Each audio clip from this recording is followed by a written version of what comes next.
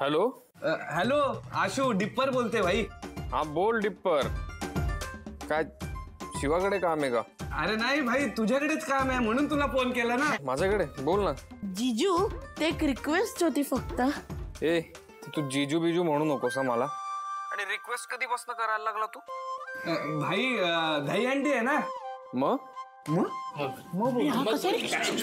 अरे दही अंडी आहे म्हणजे दही अंडी आणि शिवा हे कॉम्बिनेशन वस्तीत असतात भाई। आणि शिवा नसेल ना यावर्षी वस्तीत तर मजा नाही येणार रे दही अंडीला। ऐक ना बाबा, हे बघ मी काय म्हणतो, या वर्षी तुमचं तुम्हाला बघायला लागेल काहीतरी, कारण शिवाला परमिशन नाहीये घरून। अरे माहिती यार ते म्हणून तर तुला फोन केला आम्ही। भाई तू बघ ना काहीतरी कर ना। आशू आता तूच काहीतरी करू शकतो। वस्तीतली दहीहंडी कशी होणार आहे आता तुझ्यावर आहे।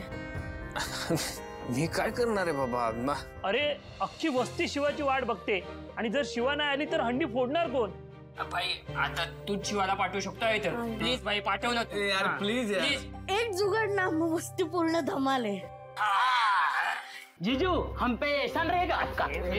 मागे ये ना जरा आम्हाला। हे भाई आहे बाबा, झाले इमोशनल ढाचे देऊन सगळे। ठीक आहे बघतो मी शिवाला वस्तीत कसं आणायचं, प्रॉमिस नाही करत आपण। अरे खूप खूप थँक्यू आशू। ते तुमचा आजा म्हणतो ना दुआ में याद रखना, तसं दुआ में याद रखना समजे।